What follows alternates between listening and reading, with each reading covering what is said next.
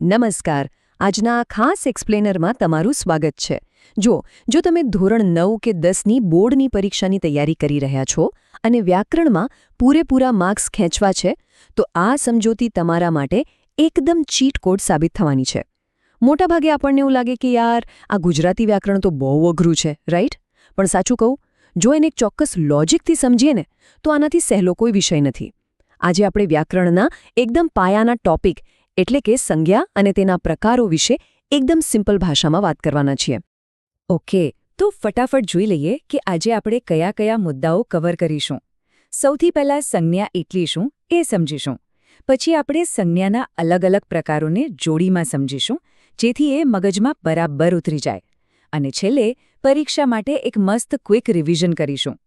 તો ચાલો બિલકુલ સમય બગાડ્યા વગર શરૂઆત કરીએ આપણા પહેલા અને સૌથી બેઝિક વિભાગથી. સંજ્ઞા એટલે શું? હવે જુઓ, કોઈ પણ મોટો કિલ્લો બનાવવો હોય તો પાયો તો મજબૂત હોવો જ જોઈએ, બરાબર ને? સંજ્ઞા પણ વ્યાકરણનો એવો જ પાયો છે. એકદમ સાદી ભાષામાં કહું તો સંજ્ઞા એટલે માત્ર એક નામ આપવાનો સાધન. બસ આટલું જ. આપણો સ્વભાવ જ છે કે આપણે દરેક વ્યક્તિ, વસ્તુ, પદાર્થ કે ગુણને કંઈક ને કંઈક નામ આપીએ છીએ. અને મજાની વાત તો એ છે કે ગુજરાતી ભાષામાં આ અગણિત નામોને ગોઠવવા માટે માત્ર 6 મુખ્ય પ્રકારો જ છે. આ 6 પ્રકારો ઓળખતા આવડી ગયું એટલે સમજો તમારું કામ થઈ ગયું. તો ચાલો આગળ વધીએ વિભાગ 2 તરફ. સંજ્ઞાના પહેલા 2 પ્રકાર, વ્યક્તિવાચક અને જાતિવાચક સંજ્ઞા. હવે આ પ્રકારોને જોડીમાં શીખવા એ સૌથી બેસ્ટ રસ્તો છે. જ્યારે કોઈ નામ આખી દુનિયામાંથી માત્ર કોઈ એક જ ચોક્કસ વ્યક્તિ કે સ્થળ માટે વપરાયું હોય ને, જેમ કે નર્મદા નદી કે ગાંધીજી, તો એને વ્યક્તિવાચક સંજ્ઞા કહેવાય. એ બહુ જ સ્પેસિફિક છે. પણ બીજી તરફ જ્યારે કોઈ શબ્દ આખા ગ્રુપ કે વર્ગને લાગુ પડતો હોય, જેમ કે ખાલી નદી બોલીએ અથવા વિદ્યાર્થી કહીએ, તો એ આખી જાતિ દર્શાવે છે. એટલે એ બની જાય છે જાતિવાચક સંજ્ઞા. છે ને એકદમ સિમ્પલ? આ 2 વાક્યો લઈએ એટલે આ કોન્સેપ્ટ એકદમ ક્લિયર થઈ જશે. નર્મદા ગુજરાતની જીવાદોરી છે. અહીંયા આપણે કોઈ પણ સામાન્ય નદીની વાત નથી કરતા, માત્ર ને માત્ર નર્મદાની જ વાત કરીએ છીએ, એટલે એ વ્યક્તિવાચક છે. પણ બીજું વાક્ય જુઓ, વિદ્યાર્થીઓ વર્ગખંડમાં ભળે છે. અહીંયા વિદ્યાર્થીઓ શબ્દ કોઈ એક ચોક્કસ છોકરા કે છોકરી માટે નથી વપરાયો. એ તો ભણનારા આખા ક્લાસનું પ્રતિનિધિત્વ કરે છે, રાઈટ? એટલે એ જાતિવાચક છે. ચાલો હવે વિભાગ 3 પર જઈએ અને જોઈએ કે આ કેવી રીતે આગળ વધે છે. સમૂહવાચક અને દ્રવ્યવાચક સંજ્ઞા. આ જોડી પણ બહુ ઇન્ટરેસ્ટિંગ છે. સમૂહવાચક સંજ્ઞાના નામ પરથી જ ખબર પડી જાય કે આ કોઈ એક વ્યક્તિની વાત નથી, પણ એક આખા ગ્રુપની વાત છે. પણ શરત એ છે કે આ સમૂહ ગણી શકાય તેવો હોવો જોઈએ, જેમ કે પ્રાણીઓનું ધણ. અને બીજી છે દ્રવ્યવાચક સંજ્ઞા. આમાં એવા પદાર્થો આવે જેને આપણે 1, 2, 3 એમ ગણી ના શકીએ.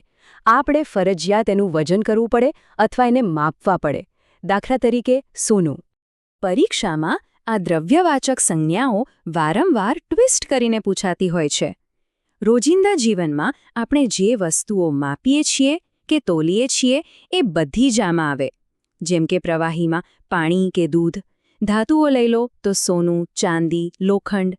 અને અનાજ કે રસોડાની વસ્તુઓ જેવી કે ઘઉં, ખાંડ, મીઠું, આ બધું જથ્થામાં જ હોય, એટલે દ્રવ્યવાચક કહેવાય. અને આ બંને વાક્યો બહુ જ સરસ રીતે દર્શાવે છે કે આનો ઉપયોગ કઈ રીતે થાય છે. જંગલમાં ગાયોનું ધણ ચરતું હતું.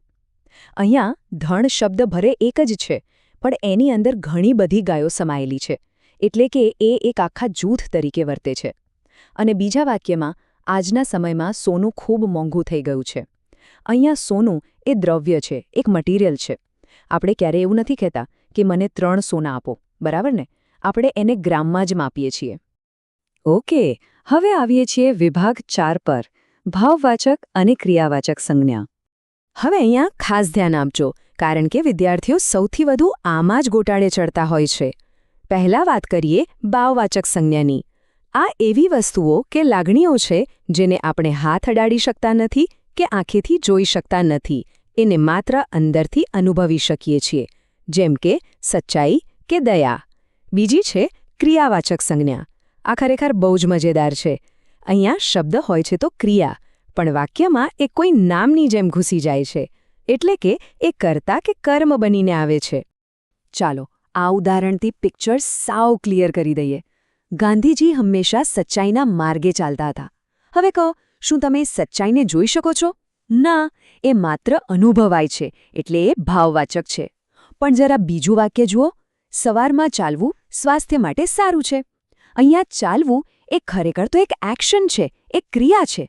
પણ આ વાક્યમાં એ કોઈ કામ નથી બતાવતું. એ વાક્યની શરૂઆતમાં એક વિષય બનીને આવ્યું છે. એટલે અહીંયા એ નામ એટલે કે સંજ્ઞા બની ગયું છે. અને હવે આજના આ એક્સપ્લેનરનો સૌથી નિર્ણાયક ભાગ. વિભાગ 5. પરીક્ષા માટે ક્વિક રિવિઝન. જુઓ, આ 6 પેટર્ન તમારી માસ્ટર કી છે.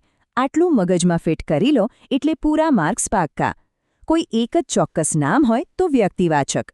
આખો વર્ગ હોય તો જાતિવાચક. જો લોકો કે પ્રાણીઓનું જૂથ હોય તો સમૂહવાચક. વજન કરી શકાય તેવો જથ્થો હોય તો દ્રવ્યવાચક. માત્ર અનુભવી શકાય તેવી કોઈ લાગણી હોય તો ભાવવાચક.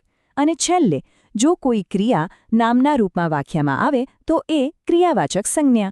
બસ આટલો જ કોન્સેપ્ટ છે. એટલે હવે પછી પરીક્ષામાં તમારે કોઈ શબ્દની ગોખણપટ્ટી બિલકુલ નથી કરવાની. તમારી મેઇન સ્ટ્રેટેજી બસ એટલી હોવી જોઈએ કે વાક્યનો સંદર્ભ સમજો. એ શબ્દ વાક્યમાં કઈ રીતે વર્તી રહ્યો છે તે જુઓ. ખરેખર કહું તો આ વ્યાકરણ એક મસ્ત મજાની પઝલ જેવું છે. એકવાર એની પાછળનું લોજિક પકડાઈ ગયું પછી એને સોલ્વ કરવાની બહુ મજા આવે છે. તો આપણે સંજ્ઞા અને તેના પ્રકારોને આજે ઊંડાણથી સમજ્યા. પણ અંતે વિચારવા જેવો એક બહુ રસપ્રદ સવાલ એ છે કે શું કોઈ ક્રિયા ખરેખર નામ બની શકે? હા, બિલકુલ. આપણે હમણાં જ જોયું ને, જ્યારે દોડવું કે વાંચવું જેવા શબ્દો વાક્યનો મુખ્ય વિષય બની જાય ત્યારે તે માત્ર ક્રિયા નથી રહેતા પણ સંજ્ઞા બની જાય છે. આ જ તો આપણી ભાષાની ખરી સુંદરતા છે. તો આ લોજિકને યાદ રાખજો અને મને ખાતરી છે કે હવે પરીક્ષામાં તમારો એક પણ માર્ક નહીં કપાય. આજના માટે આટલું જ. ફરી મળીશું.